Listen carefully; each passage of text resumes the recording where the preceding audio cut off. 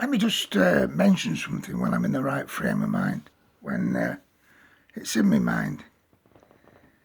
As I go about my humble abode, my double garage death camp, whatever I call it, as I go about it and clean the bathroom and clean my kitchen and just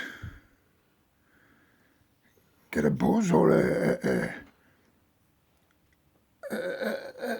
satisfaction from cleaning up my home, yeah? Because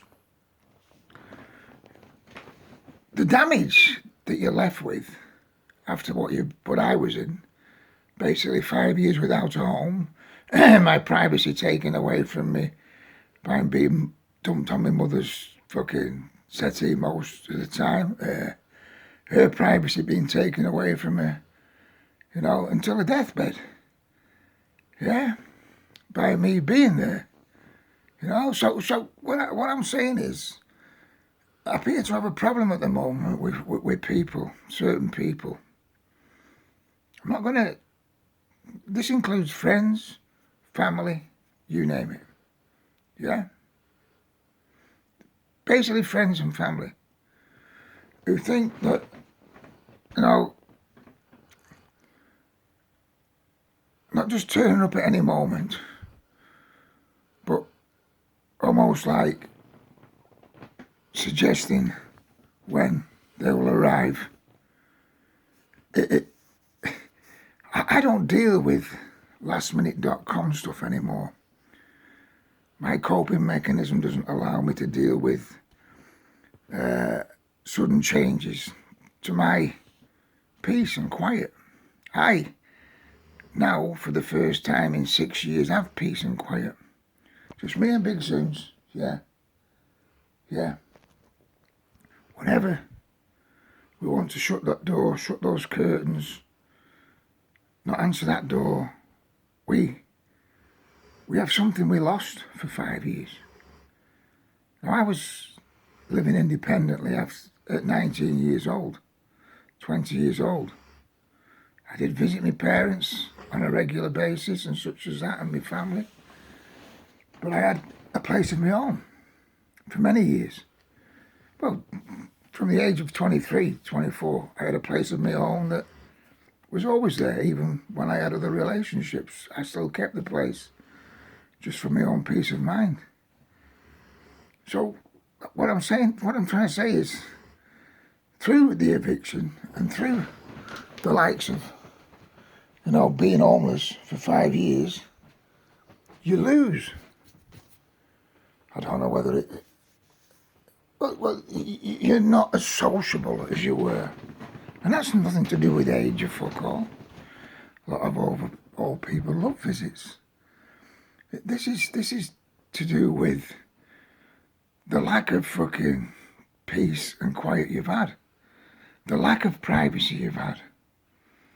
Yeah, you don't want.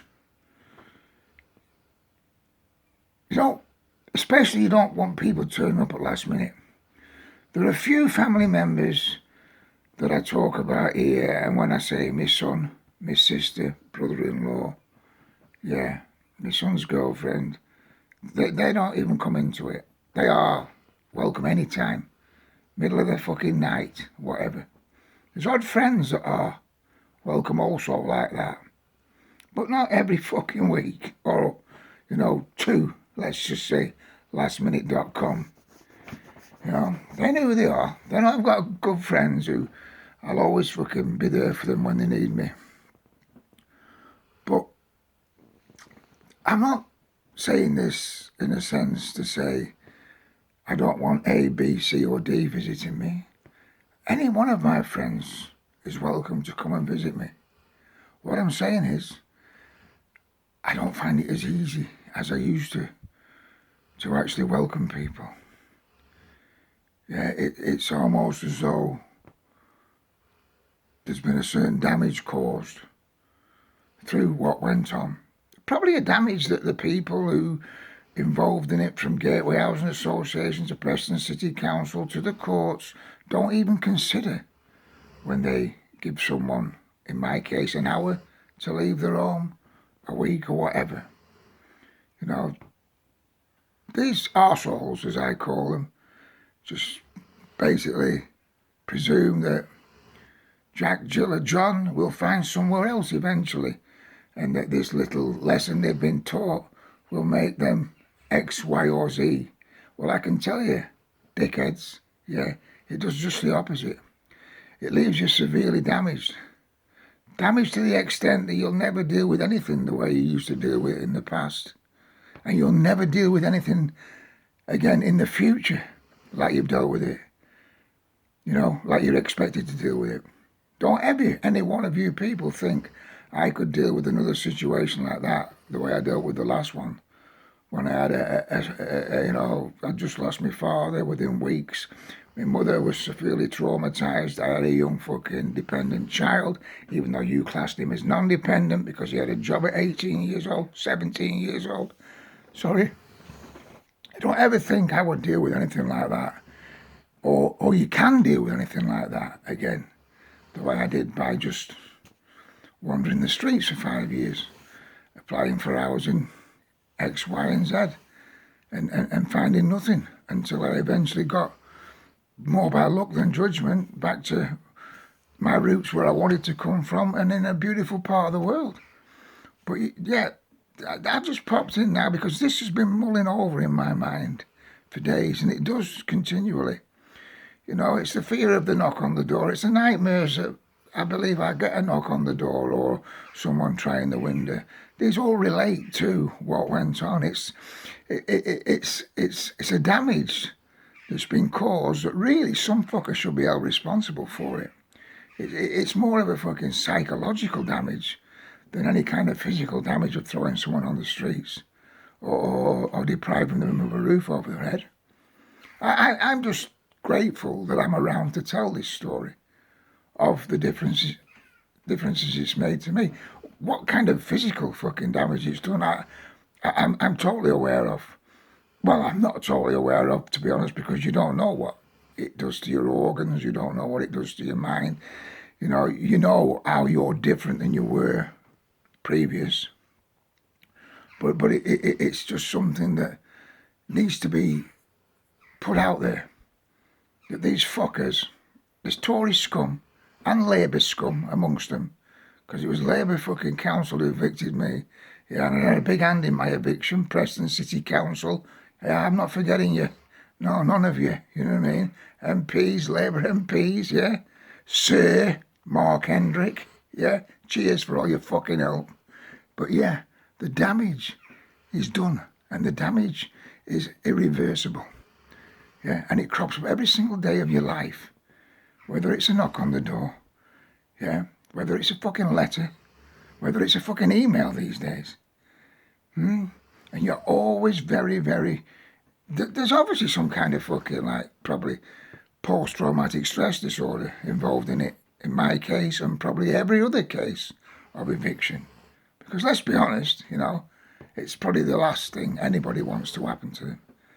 You know what I mean? And when the damage drags on for 5 years and you find that you wander the streets every day and you like I say, you're taking away your mum's privacy, you've left a son with a fucking...